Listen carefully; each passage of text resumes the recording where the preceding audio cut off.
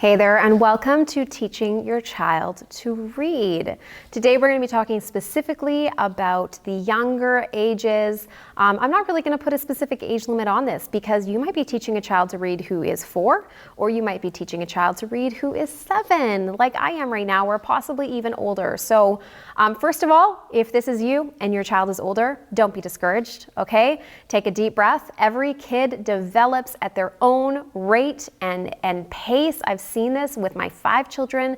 I'll share a little bit about my own personal testimony. Many of you have heard it before, so I'm sorry if you have, but I just can tell you that I've seen this in my own life. I've talked to experts and professionals. This is normal. And so whether you're dealing with some sort of a delay or a difficulty, or whether it's just developmental specific for that child, be encouraged. We're going to talk today about how to make it fun, hopefully take some of the pressure off, and I'm going to explain a little bit more about the way that we teach reading here at Gather Round Homeschool if you are using letters and numbers or ready to read, or if you are interested in them. So let's get started. All right, so first of all, before we begin talking about letters and numbers and ready to read and the program and the way that we've designed it and set it up, I want to make sure that we just kind of talk a little bit about the foundation of learning how to read. There are so many different programs out there. There's many different approaches. There's a lot of people, even within the actual physical school, if you were to send your kids there, there are many different schools of thought on teaching your kids to read. Some use a purely phonics-based approach. This means that they teach your kids how different things sound, and you're going to be sounding out word blends and putting them together in order to create a word as you are reading it, okay? Others try to take a purely sight word reading approach. And this means that they are looking at it and they're teaching their kids with flashcards, and they're basically memorizing the way a word looks. Now, you might think that one is superior to the other. They both have their pros and cons, but the reality is that it doesn't matter as much which method you choose. Your kids, in learning how to read, is kind of like riding a bike. It's one of those things that they just need a certain amount of practice, and who knows how much. Some kids, the first time they put their foot on the pedal and take off, it just sits and they know how to do it and they balance, and it's amazing. It's effortless. Other kids have to try and try and try and try and try and try again, or tying your shoes. There's some of these things, because it's not just a skill, because it's not just a this, it also takes hand-eye coordination. It also takes balance. It also takes, it's developmental. And when they're ready for it, it will click. And this is the same way it works with reading. So for some kids, looking and memorizing the way it looks on a page, really actually that's how we read. If you go and you look on Facebook, there's all sorts of times that people post these funny memes, and it's like, if you can read this, then blah, blah, blah, blah. And really, they take out a whole bunch of different letters from it. And when you look closer, you realize that, but you read it without even noticing the fact that there was all of these different letters missing from it. Your eyes read it that quickly. That's because your brain has actually memorized the formation of the words and is piecing it together like clues. It doesn't even need you to sound it out, because you don't sound out anymore. Now that you've learned how to read, you're just able to read, even when we pull certain key letters or vowels out of it, okay? So that's why really it's not hugely important from that perspective as to which method you choose, because whether you choose one way or the other, eventually your kid is going to be just kind of memorizing it anyways. Now, the problem comes to when they've memorized, let's say there's a certain level of reading and fluency, and they're older now and they come across a word they don't know. If they haven't had a phonics-based approach, then the concern is that sometimes they're not going to know how to decipher the word that is in front of them because they don't have that phonics-based approach. It's a valid point. It's kind of the reason that we personally choose a phonics-based approach. I think my kids are better able to decode. However, the reality is that a lot of phonics doesn't make sense. Okay? And so sometimes we take this phonics-based approach, and it's very confusing because this is the rule, but here's all the rule breakers where that rule doesn't fit. And because it's so confusing, it actually can mess our kids up even more. And even if they know the phonics rule for the words that they are learning, they still might get it wrong because it might not apply in this situation. So it's one of those things that a lot of parents have been like, nope, phonics is best because my kids are going to be able to decipher. but still your kids might not be able to decipher because this might be one of those words that just is more of a Latin root that they have to memorize that does not match the phonics rule that they have learned. So I'm telling you this not to discourage you. I'm telling you this to encourage you that no matter what you choose to do, really the number one thing, the way that your child is going to learn how to read is with consistency and with practice. That's it. As long as they have consistency in practice, no matter what method you choose, you could use no curriculum at all, and you could just point out letters as you drive around, and you could just read books and follow along with your finger, and eventually your child is going to learn how to read. They will. They will, because we live in a society where all around them are things they're going to want to read. They're going to learn how to read. Even your kids who hate reading, who you think we never got past 3-letter words. I'll tell you a story. Okay, so some of you guys know that my oldest son, who's now almost 14, oh my goodness, taught himself to read, okay? We just weren't really meshing and jamming with the whole kindergarten thing, and I was getting frustrated with sounding out the same words over and over again, and so I just decided that I would rather not teach my son than to teach him impatiently, because I had a very unrealistic expectation that school was always going to be fun and glorious, and when it wasn't, it just made me angry. So we actually took a break. We didn't do very much school at all. We maybe finished a quarter of our books, and at the end of the year, not even the next school year, the end of the year, May, I ordered our next books for grade 1, and there was a beginner's Bible, and Caleb sat down at the age of 5 years old and read, "In the beginning was the Word." And I'm like, what? How are you reading beginning when you couldn't even read cat just a few months ago? I don't know what happened. I was the same way. I learned how to read when I was 4. I taught myself. I was very motivated. I wanted to. I was ready. And so was obviously my son. Now introduce my daughter. God has such a fun way of doing that, right? Just when you think that you're like, oh, that was easy, then he brings along something different and you're like, oh, okay, let me wrap my head around this one. Selah was different. Selah's brain worked differently. Selah needed a lot more practice. Now enter in, she definitely was a lot older by the time she learned how to read and still struggled with fluency, and we still have spelling things and different things we're working with. Then enter my son. My son, this is the story, and this is a new story for those of you who've listened to some of my talks before. My son is 11. His name is Malachi.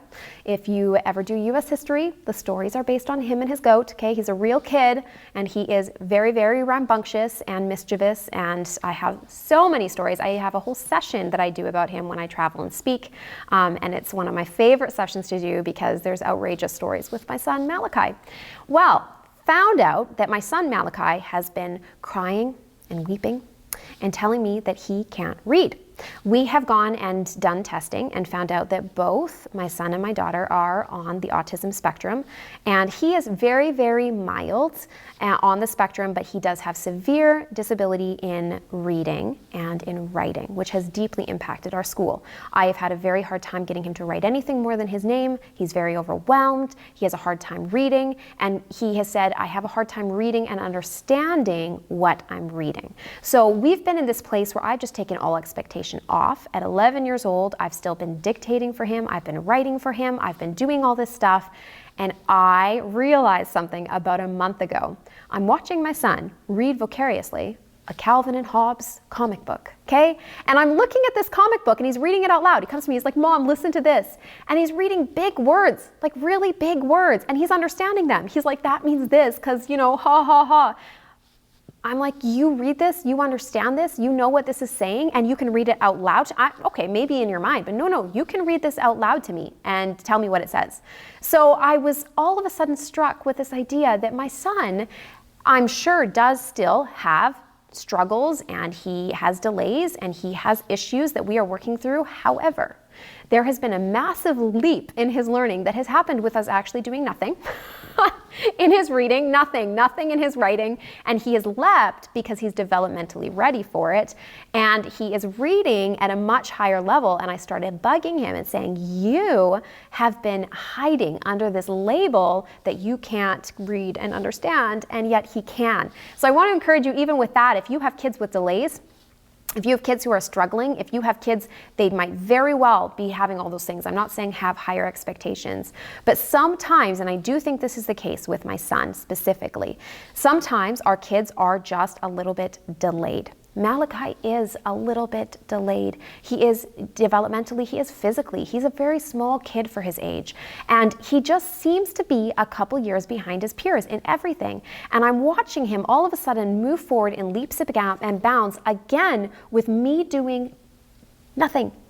With me doing nothing. He's just all of a sudden, things are clicking. He's writing. I made him write a book report for underground to Canada when we did it. And we'd been trying, we had been not doing school for so long, and I said, Malachi, I said to all my kids, I'm going down to the shop, I have work to do, you're all gonna write your book report and you have to bring it down to me or no technology, okay?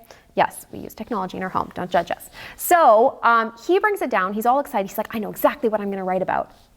My kid who can't even write his name, wait, what's happening right now? Comes running down to the shop to show me. He worked on it all morning. He had drawn pictures. It was 2 pages long and it was good. It was funny. I could tell he put thought into it. He understood our novel and what it was about and the deeper issues of it. And he shared his favorite things and the things that he didn't like. And I'm reading this report. Sure, there's some spelling and neatness or whatever, but I'm like, you wouldn't even write your name. Like, what has changed? Nothing has changed. He's just developmentally ready. So he is 11. He's 11 and a half. He will be 12. I want to encourage you, no matter what the ages of your child, don't push them too much. You'll know how much is too much. You're gonna give them little pushes, little nudges. Our kids are generally, we're gonna, as human beings, try to get away with as much as we can. Don't let your kids be lazy, okay? Have expectations of them. But when they're crying, when they're melting down, when they're just not getting it, sometimes it's not a matter of the curriculum or pressing harder. Sometimes it's just they're not ready, and they will be ready if we can just take the pressure off and let them enjoy the actual act of learning. And when it actually comes, celebrate it instead of drilling it into them, and then finally they do it, and it's like, well, finally. That's not what I want. That's not the flavor that I want have in my kid's mouth about learning. So I just encourage you to take the pressure off yourself and to take the pressure off your kids. They're going to get there. Just be consistent.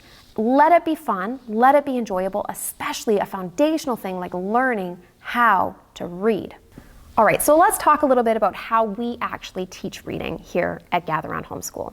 So we actually have 2 programs and really almost 3 years that are designed around teaching your kids to read. And I set it up this way because I believe that a lot of preschool/kindergarten programs are not truly designed to teach your kids to read, in that they either go too fast or they go too slow, or I've not enjoyed the fact that they have been labeled preschool or kindergarten or grade 1, when preschool, kindergarten, and grade 1 can mean very different things depending on where you live or depending on your child. So I wanted to create a program that was not based on the developmental age of your kid, but rather just based on skill.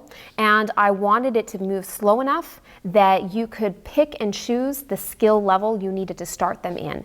And I wanted it to be short, for short attention spans, engaging, intentional. I was really looking for something that is like, here is some highly nutritious cauliflower, okay? That you're just gonna eat your cauliflower, it's highly nutritious, and that's it. You don't need a whole lot. I don't need you to have a 3-course meal here. I'm just asking you to eat a piece of cauliflower. That's what I was looking for. I wanted it to cover all of the bases and do it in a short amount of time so that you can still do a unit alongside it, or you can still go do field trips or go do whatever you want to do as a family and not feel like school has to take a long time. If your kids are still in the foundational part of learning how to read, no matter what age they are not ready to be spending 4 to 6 hours doing school. They're not ready to be taking notes when they're reading, when they're not able to read or to write. They're not ready to be able to write if they're not ready to be able to read. So if you have any child of any age who is not fluently reading or writing at this point, then really the pressure should be mainly off. You shouldn't be doing a whole lot of other stuff, or if you are, just let them experience it. Don't have a lot of expectation of output, and instead just do short and very intentional lessons that are going to help them learn how to read and how to write. So that is what Letters and Numbers and Ready to Read is. Letters and numbers is designed, there's actually 2 cycles, if you will, through it. Letters and numbers 1 and 2 is there's 1 week for every letter of the alphabet, so that makes it 26 weeks long for both of them. Letters and numbers 1 is 13 weeks, letters and numbers 2 is 13 weeks. Letters and numbers 1 is letters A to M, and letters and numbers 2 is N to Z. So you can see how those work, okay? So we go through the alphabet once, it takes 26 weeks, which is not quite a school year, but you could take it and do it in a school year. Letters and numbers 1 and 2.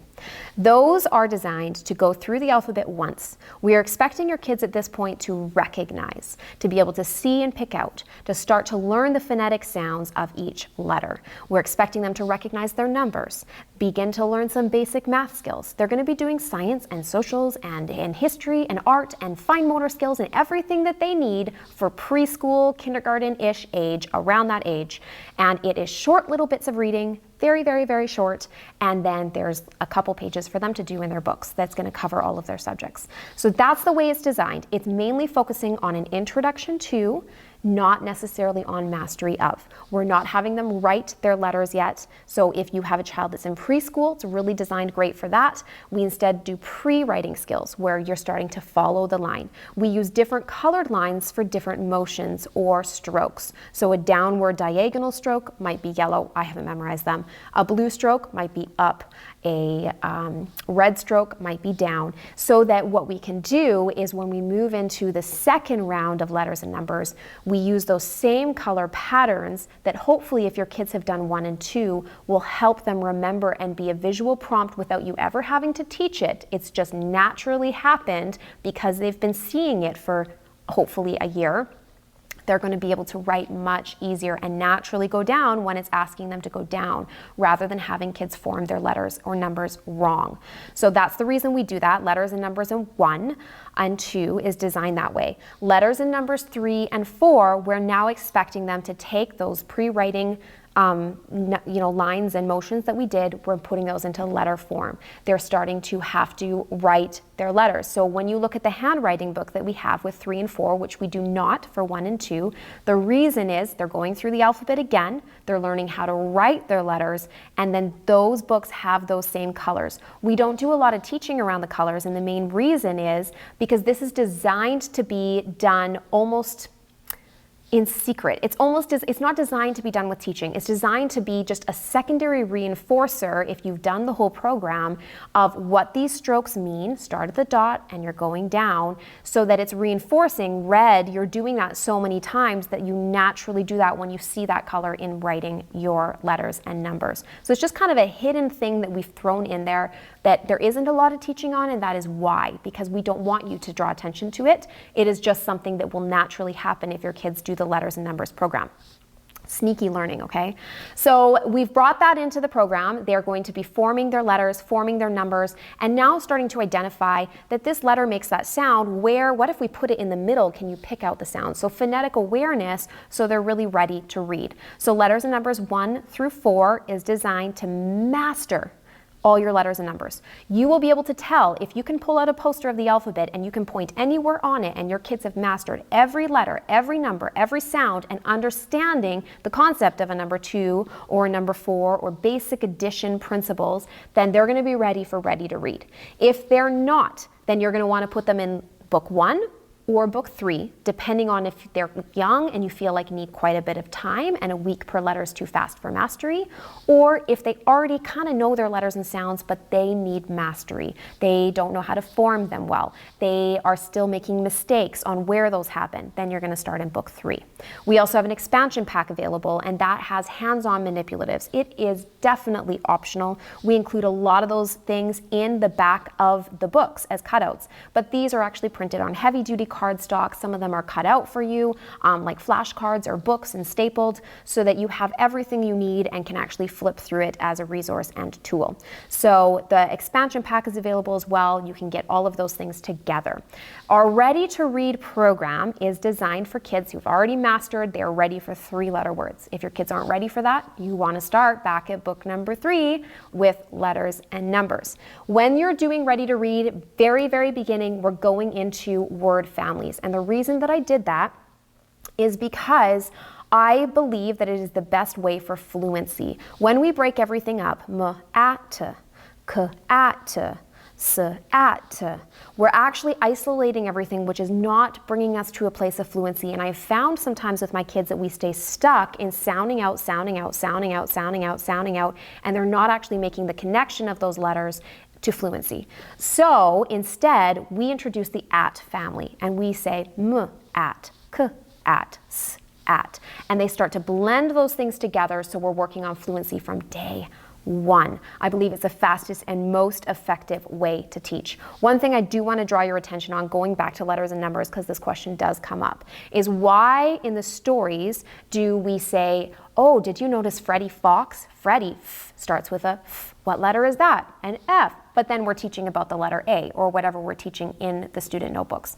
The reason for that is because I understand that a lot of people want to go very methodically through the alphabet, but the natural way for our kids to learn is actually just as much as possible and as varied as possible. Because when we go, oh, what letter is that? That's a V, and we're talking about that, and then you look at that sign over there, and that's a B. The more that we draw their attention to those letters and sounds in different areas and we're prompting them, the faster they're going to memorize them. So I don't want to be bound to have to teach about an aardvark, which doesn't fit with a forest, by the way, in the letter A, so that I can find something that your kids are going to be able to. I want to challenge them to not just see that methodically through the alphabet, but also make those connections all around them all the time. When you drive around, are you concerned that if you say, oh, look at that sign, what letter is that you're going to confuse them because you're actually learning about the letter C in your school, and so you don't want to teach anything else? Or you naturally just want to expose them as much as possible?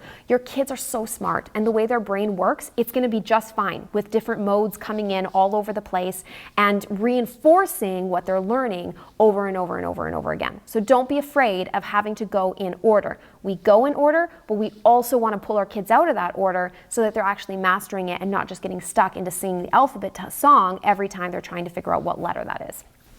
Okay, so back to Ready to Read. So our first two books in this series, this is a slightly different. We are actually making this a full 36-week program. So this is a 1-year program in Ready to Read. So book 1 is 9, book 2 is 9 weeks, book 3 is 9 weeks, and book 4 is 9 weeks. So you're going to want all 4 books in order to do a complete year.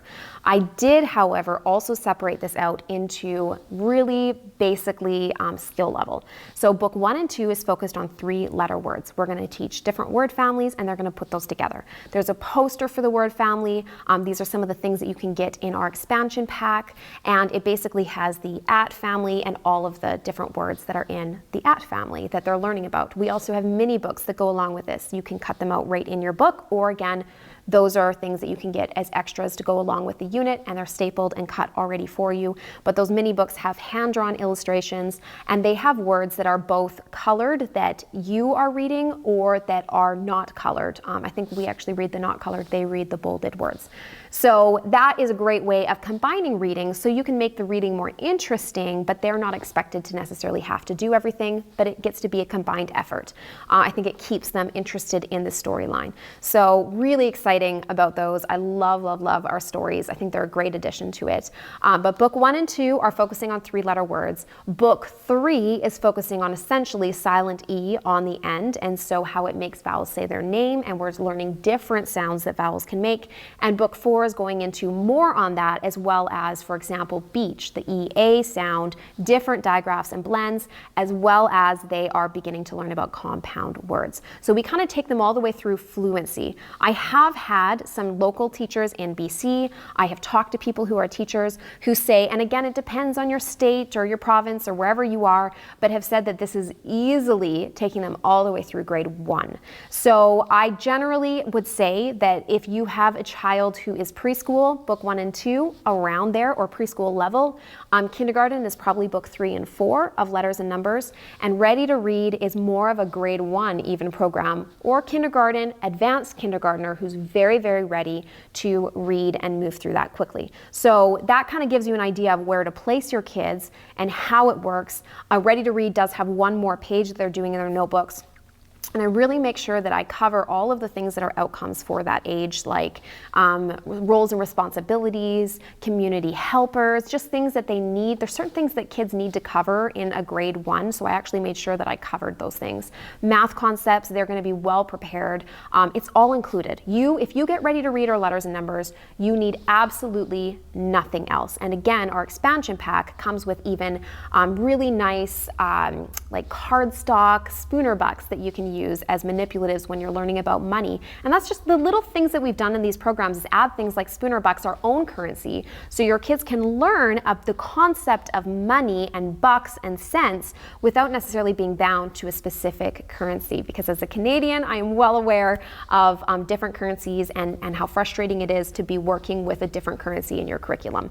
So I'm really excited about it. I think this program is fantastic. I have heard rave reviews from people. I'm personally using it with my 7-year-old daughter, who, like I said, she's at her own developmental rate, and she is now reading, and she's so proud of herself, and we're enjoying school together. And I know that learning is becoming something positive for her and something she looks forward to, rather than her feeling like she's so far behind or she's failing in any sort of way. She's just developmentally not there. So I think it's a great program no matter what the age of your child. And really, the other thing I've heard a lot of parents say is when you have kids that are grade 1, 2, 3 that really need some help in fluency, they have those kids read the teacher's guide, which is a short little paragraph with some narration questions afterwards, and they have them read that, which is kind of science, animals, as their reader. So it really can be used and implemented all the way through your kids' education, and is fun and engaging and just a phenomenal program.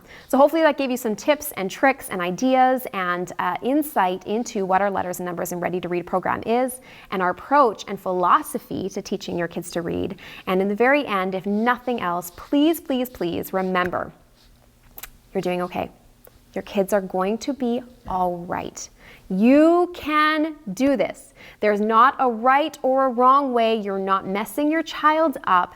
Take a deep breath and keep calm and just read with your kids. And they're going to get there. Hope you have an amazing rest of the day, and we'll see you later.